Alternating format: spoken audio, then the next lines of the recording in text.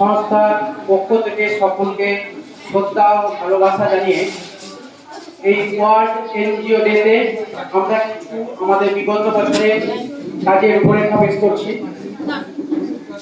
প্রথমত হচ্ছে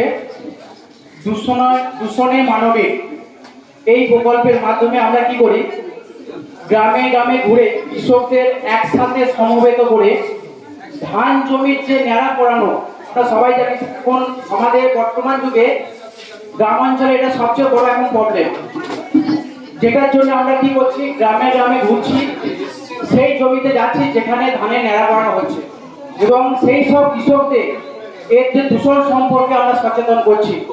সেই সঙ্গে আমরা বিভিন্ন গ্রামে কৃষকদের নিয়ে বিভিন্ন রকম আলোচনা সভার বন্দোবস্ত করছি, যাতে তার রাসায়নিক সারের মাত্রাতিরিক্ত যে ব্যবহার, তার যে ক্ষতিকর প্রভাব এবং তার পরিপূরক হিসাবে আমরা জৈব সার ব্যবহারের উপর জোর দেওয়ার কথা বলছি।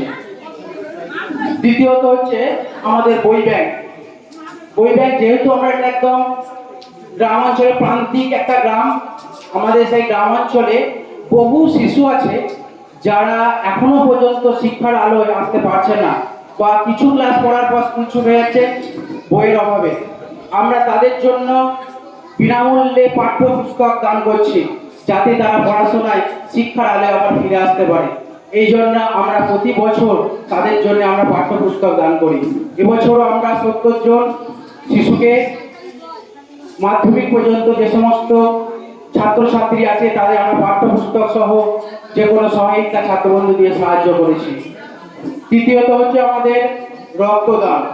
প্রতি বছর আমরা বছরে অন্তত 2টো করে রক্তদান শিবির করি, যার ফলস্বরূপ স্থানীয় মানুষ সহ অন্যান্য নাগরিক প্রত্যক্ষভাবে এর ফল হয়ে চলেছেন। তারপরে প্রকল্প হচ্ছে আমাদের কম্বলে মোড়া শীত। এর মাধ্যমে আমরা কি করছি, পৌঁছে গেছি সেই সমস্ত শীতার্ত বয়স্ক মানুষদের কাছে যাদের এই প্রবল শীতে থাকার অবস্থা তো কিছু ছাড়া তাদের গায়ে দেওয়ার মতো শীতের কোনো বস্ত্র থাকে না, তাদের হাতে আমরা তুলে দিচ্ছি কম্বল। এবছরে আমরা আমাদের বিভিন্ন গ্রামে গ্রামে ঘুরে 170 জন মানুষের মতো দুস্থ বয়স্ক দাদু ঠাকুমার হাতে আমরা কম্বল তুলে দিয়েছি। এছাড়া আছে আমাদের নেক্সট প্রকল্প হচ্ছে আশার আলো। এর মাধ্যমে আমরা কি করি, অনেক দুস্থ ছাত্রছাত্রী আছে যারা স্কুল কলেজে ভর্তি হতে পারে না, তাদের আমরা কি করি, সেই ভর্তির ব্যবস্থা করে দিই। সেই স্কুলে যাই এবং শিক্ষক মহাশয় কোনো বিদ্যালয়ে গেলে সেই বিদ্যালয়ে যাই এবং সেখানে আমরা সম্পূর্ণ আমাদের খরচায় তাকে ভর্তির ব্যবস্থা করে দিই। পরবর্তী হচ্ছে আমাদের সবুজায়ন। বর্তমান সময়ে সবচেয়ে বড় প্রবলেম হচ্ছে গ্লোবাল ওয়ার্মিং অর্থাৎ বিশ্ব উষ্ণায়ন, যেটার জন্য প্রত্যেক বছরই আমরা দেখতে পাই প্রচুর মানুষ গরমে কিভাবে সানস্ট্রোক হয়ে মারা যায়। এত গরমের ফলে কর্মক্ষেত্রে গিয়ে হয়তো অনেক শারীরিক অসুস্থ হয়ে পড়ে। আমরা এই প্রকল্প সবুজায়ন করার ফলে প্রত্যন্ত গ্রামাঞ্চলে অনেক মানুষের স্বভাব আছে কি, তারা বলে তোরা গাছ বসাচ্ছিস, এর কি হবে, নিজের খাচ্ছিস বনে বসতে পারছিস। এটা একদম সত্যি কথা, এখানে অনেক মানুষ বলেছেন, বাস্তব কথা। কিন্তু আমাদের ছেলেদের একটাই কথা, তারা বলে আমরা এগিয়ে যাই, এর ফল হয়তো আমরা একদিন পাবো বা সেই মানুষটাও পাবে। প্রচন্ড গরমে সেই মানুষটাই হয়তো সেই গাছটা নিচে গিয়ে দাঁড়াবে, তখন তার একবার অন্তত অনুশোচনা বা অনুতপ্ত বোধ করবে যে না, আমারও বলা এটা উচিত হয়নি।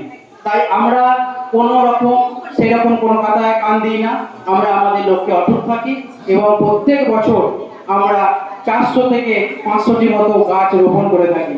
কোনো সময় যদি আমরা গাছ রোপণ করতে নাও পারি, আমরা প্রত্যেক বাড়ি বাড়িকে সেই বাড়ি থেকে করে চারা গাছ রোপণ করে থাকি। পরবর্তী হচ্ছে আমাদের কালবৈশাখী, যে ধ্বংসলীলা আমরা সবাই দেখতে পাই। কারণ হচ্ছে এবার দেখতে পাবেন এই গরমকালে বিকেলের দিকে প্রবল কালবৈশাখী হয়, যার ফলে কি হচ্ছে, গ্রামাঞ্চলে অনেক বাড়ির চাল উড়ে যায় এবং সেই সব মানুষগুলো ছুটে আসে আমাদের কাছে যে আপনারা যদি একটা টিরপলের ব্যবস্থা করে দিতে পারেন। আমাদের সমস্ত ছেলে যে যার মতো কথা শোনা মাত্র 2-3 দিনের মধ্যে সেই সব মানুষগুলোর হাতে টিরপল কিন্তু তুলে দেয়। এটা আমাদের সব ছেলেদের একটা নিরলস প্রচেষ্টা, আমি বলবো সকলকে ধন্যবাদ জানাবো। তারপর হচ্ছে রাখি বন্ধন। আমরা ভ্রাতৃত্বের বন্ধনে সবাইকে আবদ্ধ করতে চাই। এখানে কোনো জাতিভেদ প্রথা না মেনে সকল মানুষকে আমরা ভ্রাতৃত্বের বন্ধনে আবদ্ধ করে আমরা রাখি বন্ধন করে থাকি।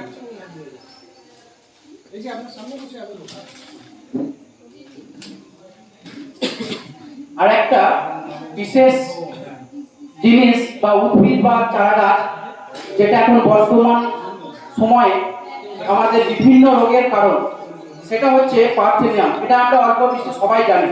আমরা গ্রামাঞ্চলে থাকি বলে এর সঙ্গে প্রত্যক্ষভাবে জড়িত। কারণ গ্রামাঞ্চলে আপনি যতই রাস্তা ধরে যাবেন এই গাছের বিস্তার ততই দেখতে পাবেন।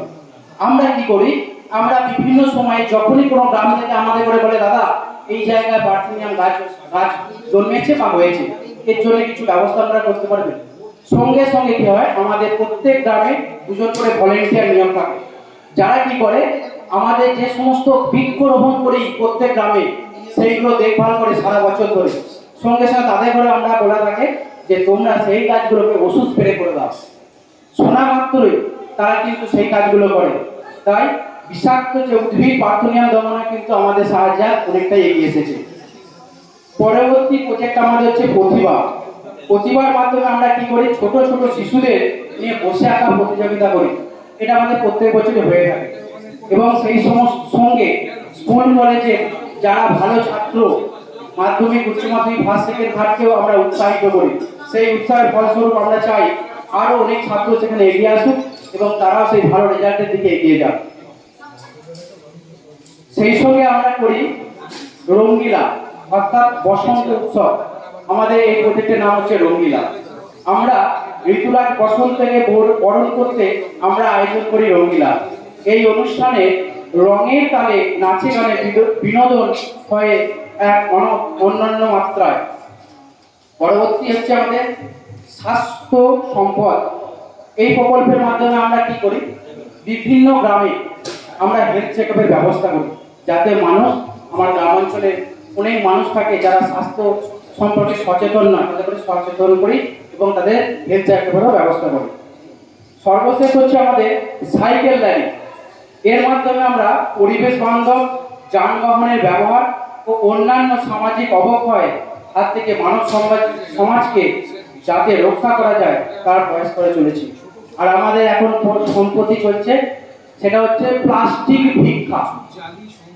প্লাস্টিক ভিক্ষাটা কি, প্লাস্টিক ভিক্ষার মাধ্যমে আমরা বাড়ি বাড়ি যাই এবং তাদের কাছ থেকে আমরা সেই প্লাস্টিককে সংগ্রহ করি এবং তাদের সেই প্লাস্টিক ব্যবহারে সম্পর্কে সচেতন করি যে প্লাস্টিকের বিকল্প আমাদের ভাবতে হবে এবং সেইগুলো করানোর চেষ্টা করছি। আমি সর্বশেষ আমাদের এই যে প্যারা নিউট্রিশন ওয়েলফেয়ার সোসাইটিকে অসংখ্য ধন্যবাদ জানাই।